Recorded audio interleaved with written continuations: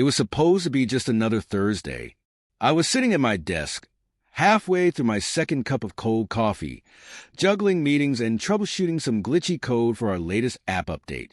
My phone buzzed. Nothing unusual, Slack, emails, calendar notifications. But then I saw it. A message from Uncle John. Check the attachment. You need to see this. My stomach twisted. Uncle John rarely texted me, let alone with something cryptic like that. I hesitated for a second before tapping the file. A video, the screen lit up, and familiar voices filled the silence. My parents, my brother, Alex. Their faces were all there in a Zoom window. I smiled instinctively at first, a family call, but as I unmuted the sound, my smile faded. Mike's a pushover. My mom's voice cut through, casual and dismissive. He just hands over money without question. Yeah, my dad chuckled. Our personal ATM? My jaw clenched. I leaned in closer, disbelief tangling with dread. We need more, my brother's voice chimed in. We tell him it's for medical bills or some house repair. He buys it every time. My breath caught. My family, the people I'd spent years helping, were scheming behind my back. I thought about the times I'd wired them money without hesitation. Dad's supposed knee surgery, Mom's endless house repairs, Alex's emergency car breakdowns. The conversation dragged on like a slow-motion car crash. They joked about my long work hours, my gullibility. My mom mentioned how she'd tell me she missed me just to keep me on the hook. My dad laughed about the time I canceled a weekend getaway to help cover their unexpected plumbing disaster.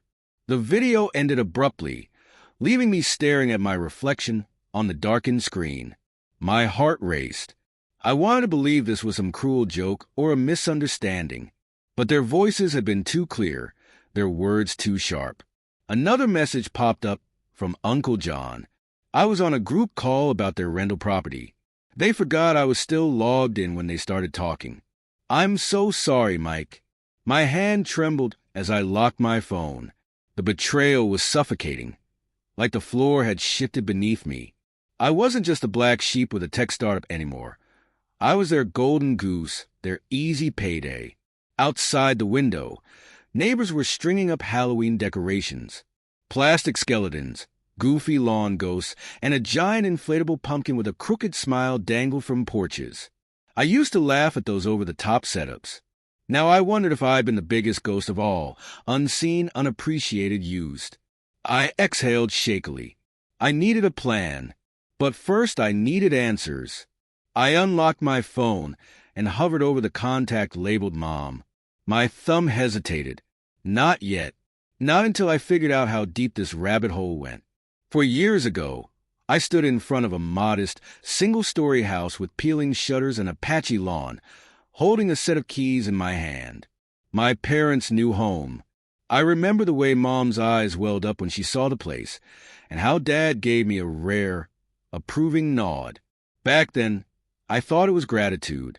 Now, I wondered if it had been something else entirely. That house had been a lifeline after their bankruptcy. They'd lost the old place. The one where Alex and I grew up, where Dad grilled burgers on weekends and Mom planted tulips every spring. I couldn't watch them spiral into some rundown apartment complex, so I used the early profits from my startup, NextGen Holdings, to buy the house. To keep things simple, I put the property under the company's name. No strings attached. No expectations. Just a chance for them to start fresh. The night I signed the paperwork, I remember sitting in my tiny apartment, laptop balanced on a stack of Domino's pizza boxes, feeling like I'd finally made it. I was the kid who used to code video games in his bedroom, now running a growing tech business and giving my parents a second chance. I didn't tell them about the paperwork. I didn't want them to feel like they owed me anything. Turns out, they didn't feel that way at all. Uncle John's video haunted me as I paced my living room, passing shelves lined with half-forgotten knickknacks, a baseball from a Yankees game, a faded Disneyland mug. The voices from that call echoed in my head. My mom calling me soft, My dad laughing about my generosity, and Alex, my little brother, strategizing how to squeeze me for more. I grabbed my phone and scrolled through old photos. Family barbecues, Christmas mornings with matching pajamas, Thanksgiving dinners with pumpkin pie, and Super Bowl Sundays with Dad yelling at the TV. I remembered how Mom would pat my hand across the table, thanking me for everything I did. Was that just part of the con? The questions gnawed at me. When did it start? Had it always been this way? I opened my laptop and logged into the property records for the house. Everything checked out. The mortgage was in NextGen's name, just as I'd arranged. I scrolled further, scanning the tax records. A recent inquiry had been filed. My parents' names were on it. Why would they be digging into ownership details now? The realization hit like a punch to the gut. They were trying to figure out how much control I had, or maybe how to wrest it away. I leaned back, the chair creaking beneath me. The house wasn't just a roof over their heads. It was a chess piece in some twisted family game. I rubbed my temples, remembering the day I handed them the keys. "You don't have to worry anymore," I'd said. "This is your home now." And they'd smiled and hugged me, but maybe, just maybe, they'd already been planning their next move. I slammed the laptop shut and stood. My heart pounded, the betrayal solidifying into something sharper. Resolve. Just when you think you know your family, they turn into contestants on a game show called Who Can Fool Mike the Longest? I needed to know how deep this went. I needed to talk to Uncle John. My phone buzzed. A new message. "Uncle John again. Mike, there's more you should know. Call me when you can." I stared at the screen. My parents' betrayal wasn't new or spontaneous. It had roots, and I was finally about to uncover them. I had no idea what I was about to step into.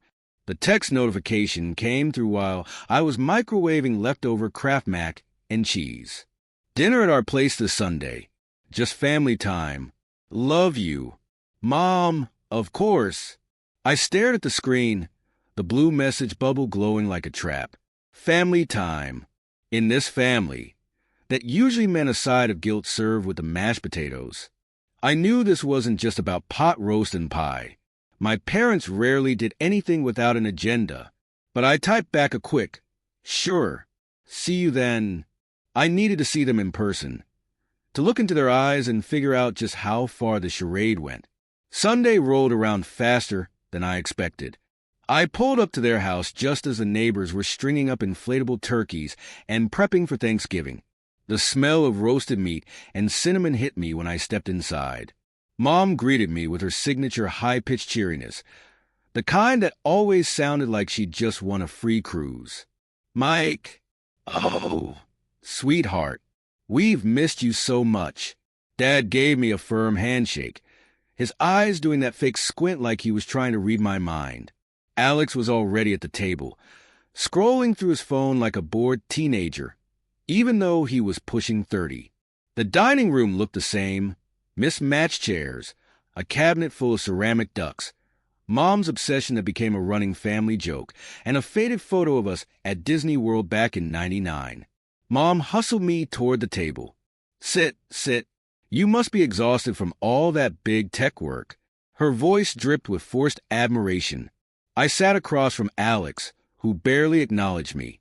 The turkey sat untouched in the center, glistening like a stage prop. We made it halfway through the meal before the performance started.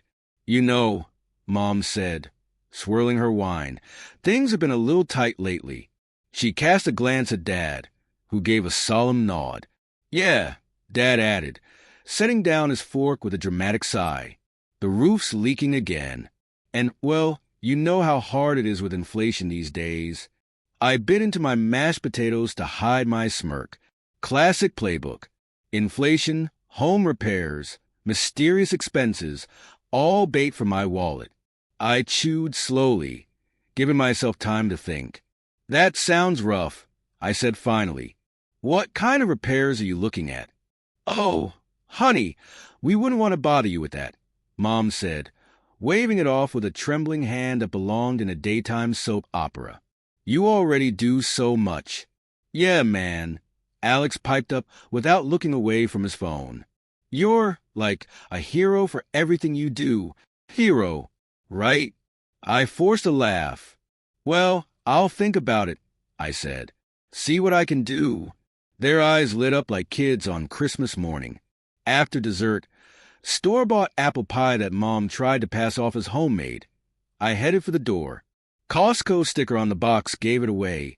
I muttered as I slipped on my coat. Mom squeezed my arm.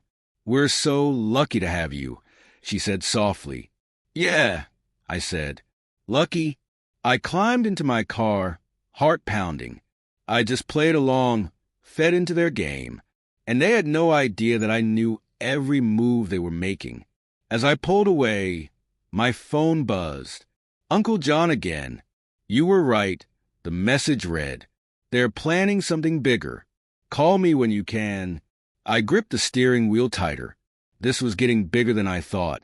The notification from Uncle John popped up just as I was pouring my morning coffee, black, with too much sugar, because I needed a jolt after that family dinner. My hand froze mid-stir when I saw the subject line. Family chat, read this. I sat down at the kitchen table. The Formica surface scratched from years of takeout containers and forgotten keys. My thumb hovered over the message for a second longer than necessary, like opening it would make everything more real. I tapped. The first screenshot loaded, Operation Golden Goose. My stomach dropped. The text thread unfolded like a bad crime show. Mom, we just need to keep being sweet until he agrees. He always gives and eventually, Dad, yeah, guilt works. Play the "you're our only hope" card if needed. Alex, I can nudge him a bit. Maybe hint that he could lose the house if he doesn't help more. I gripped the phone, knuckles white. The house, the one I bought for them under my company's name, was leveraged now. They were actually plotting to manipulate me into handing over more money. And that wasn't the worst of it. Further down, another message from Alex. What if we go bigger? If we can figure out how he runs NextGen Holdings, maybe we can get in on the action. Mom replied with a thumbs-up emoji. Seriously? That's the best they could come up with? The coffee in my mug was cold by the time I looked away from the screen. My family wasn't just trying to bleed me dry with fake expenses. They were discussing ways to infiltrate my company, the company I built from endless nights and missed weekends. My phone buzzed again. Uncle John, Mike, I only saw this because they added me by mistake. I got booted right after I took these screenshots. Be careful.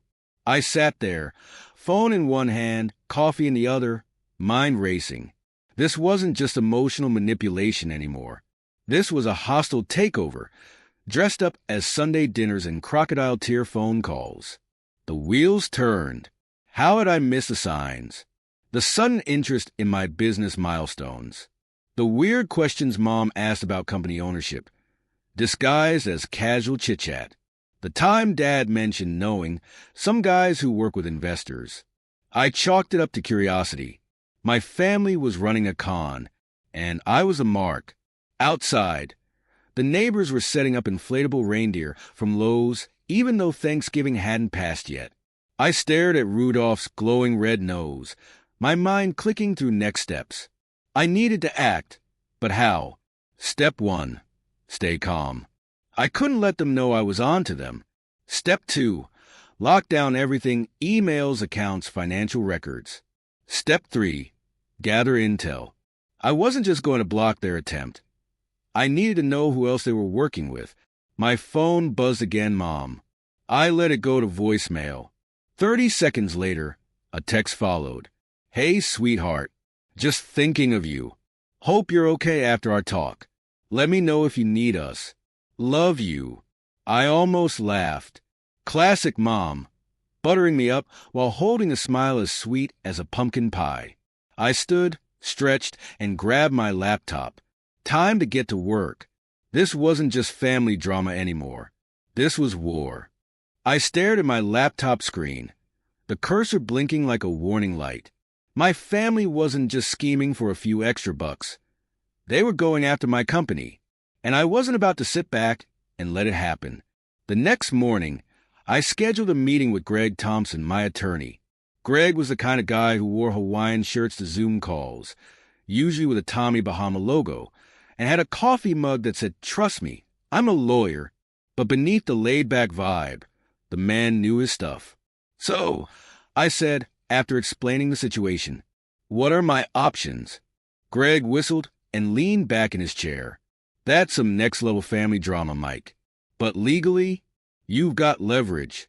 Remember that clause we added when you bought the house?" I squinted. "The occupancy clause?" "Bingo," Greg said, tapping his temple. "Since the house is owned by NextGen Holdings, you can revoke their right to live there if they engage in fraudulent activity or threaten company interests." Fraudulent activity. My own family. The words felt like a punch in the gut. "So, what do we do?" "First," Greg said, "we send them a formal notice. Subtle but firm. Second, we stop the automatic mortgage payments. That'll get their attention. Cut off the cash flow," I muttered. Simple but effective. That afternoon, I logged into the bank's portal and canceled the automated transfers. A small, petty part of me hoped Mom would call, all sugar and panic. The money had always flowed easily from me to them. Now, it was about to dry up. The next day, my phone rang. Mom's number. I let it go to voicemail. Seconds later, a text appeared. "Mike, something's wrong with the house payment. Can you check? Love you. Love you." Classic. Her timing was always suspiciously perfect. I didn't respond. Instead, I drove to the house. It felt surreal, pulling up to the place I'd bought for them. The lawn was overgrown, plastic Halloween decorations still littering the porch even though Thanksgiving was days away. A giant inflatable ghost leaned sideways like it had given up, kind of like the Wi-Fi during family movie night. From the car, I watched Dad pacing the driveway, phone pressed to his ear. His voice carried through the crisp air. "No, Alex, I don't know why the payment stopped. Just stick to the plan." "Stick to the plan?" My stomach nodded. I pulled away before he spotted me. Back home, I grabbed a bag of Doritos and called Greg. "They're definitely planning something bigger," I said. "What's our next move?" "We send the official notice," Greg replied, "by certified mail and email. They'll know we mean business." 2 hours later, Greg forwarded me the draft. Asterisk to the current occupants of 155 Maplewood Drive, asterisk. Asterisk due to recent evidence of activity threatening the business interests of NextGen Holdings. Your occupancy rights are hereby revoked, effective immediately.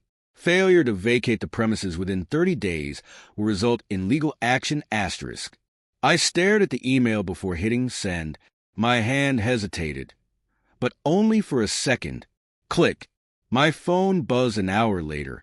Mom again. "Mike." Her voice cracked in the voicemail. "What is this letter? Why are you doing this to us? We're family.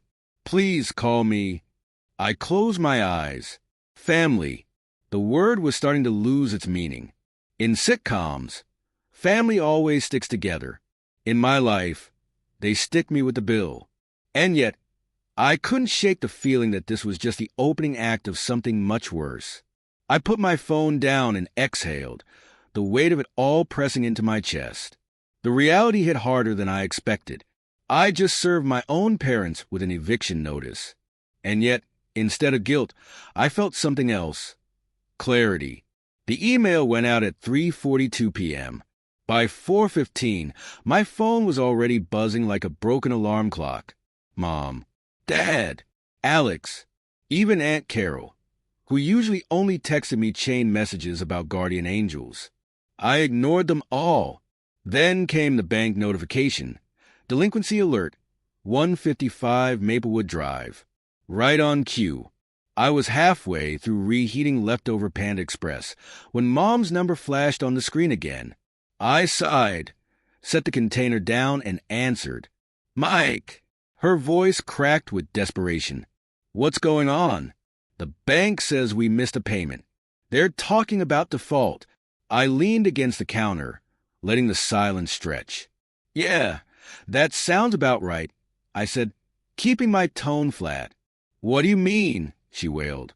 We always pay. No, Mom, I said. I always pay. Silence.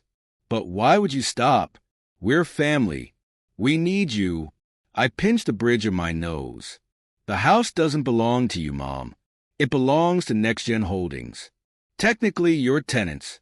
And tenants who try to sabotage the landlord's company don't get to live rent-free forever. Rent, we're your parents. Exactly. And you tried to steal my business. The line went quiet except for her shaky breathing. I pictured her standing in the kitchen, probably clutching the phone with one hand and a tissue with the other, mascara streaking down her cheeks like a contestant from Real Housewives. What are we supposed to do? She finally asked. You have 30 days, I said. Pay market rate rent or move out. Your choice. Her breath caught. You wouldn't really make us leave, would you? Mom, I said softly. I already did. I hung up and stared out the window.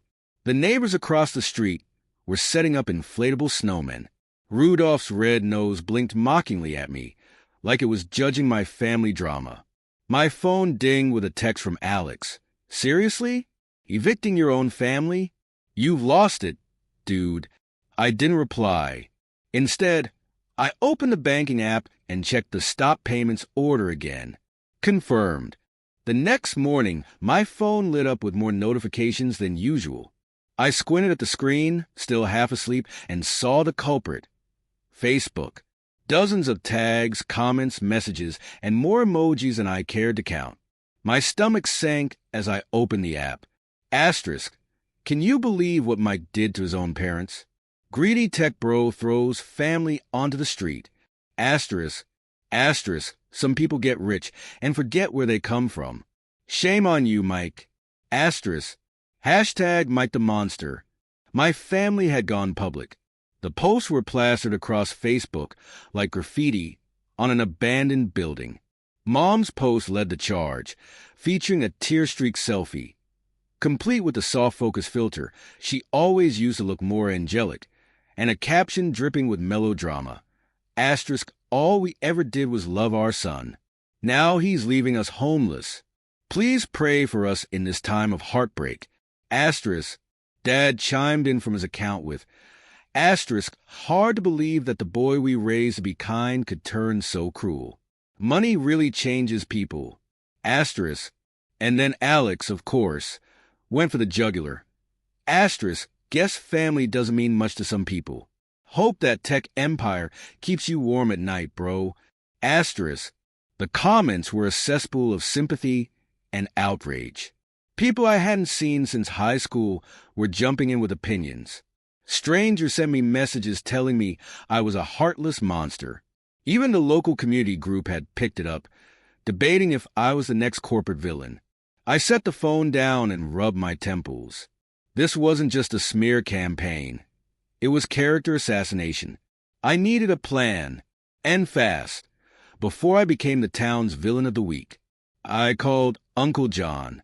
Seen Facebook today? Yeah, he sighed. It's a circus. I've got screenshots of their group chat, I said. All the messages about Operation Golden Goose, the fake expenses, the scheme to get into my company. Think it's time the internet sees the other side of this story. Absolutely, John said. But keep it factual. No emotional rants. Let their words speak for themselves. I opened Twitter, or X, or whatever Elon was calling it these days. Hard to keep track with all the rebrands. I started typing. Asterisk, family means everything to me. But when that family tries to manipulate, deceive, and steal, I have to protect myself. Here are the facts. Asterisk, I attached the screenshots Uncle John had sent me. Mom discussing how guilt was the best strategy. Dad joking about me being an ATM. Alex suggesting they could wrest control of NextGen Holdings. I hit post and braced for impact. The response was slow at first. A few retweets, some cautious likes. But then, like wildfire, it spread. Comments shifted. Asterisk, whoa. The receipts are wild. Can't believe his own family did that. Asterisk, this dude's parents played themselves. Asterisk, hashtag Team Mike. By the evening news cycle, a local TV station had picked it up. A reporter messaged me, asking if I'd like to give an interview. I declined. The screenshots spoke for themselves. The next morning, I checked Facebook again. Mom had deleted her post. Dad's account was gone entirely. Alex posted a vague status about forgiveness and staying strong through trials. But the damage was done to them. I refreshed Twitter. Hashtag Team Mike was trending. I sat back and took a deep breath for what felt like the first time in days. Public opinion had turned, but I knew my family. This wasn't the end. It was just their next excuse to double down. The eviction notice was delivered on a gray Wednesday morning. The courier, a man in a crisp uniform, knocked on the door of 155 Maplewood Drive, handed over the papers, and left without a word. By lunchtime, my phone was vibrating with calls. I didn't answer. Instead, I watched the live broadcast on the local news. The headline scrolled across the bottom of the screen. Asterisk, family faces eviction in tech mogul's dispute. Asterisk, the footage showed Mom sobbing on the porch, clinging to Dad's arm. Alex stood behind them, arms crossed, scowling at the camera. We've given everything for our son, Mom sobbed. And now, he's tossing us out like garbage. The reporter held the mic toward Dad. What do you have to say to your son, sir? Dad cleared his throat, his voice trembling with faux sincerity. Mike, if you're watching this, we love you. We just want to understand why you're doing this to us. I almost choked on my coffee. The audacity was Oscar-worthy. Seriously, they deserved a reality TV deal. Minutes later, the broadcast cut to the newsroom, where the anchor, a woman named Jessica Grant, raised an eyebrow. Our investigative team has reviewed messages allegedly exchanged between the family members, she said. These messages indicate a coordinated effort to exploit their son for financial gain. The screen filled with the screenshots I had posted online. Mom suggesting emotional manipulation, Dad laughing about their ATM, Alex planning a corporate takeover. Jessica continued. Attempts to contact the family for comment have been unsuccessful. Back at the house, Mom's face fell. Dad muttered something off mic, and Alex swiped at his phone furiously.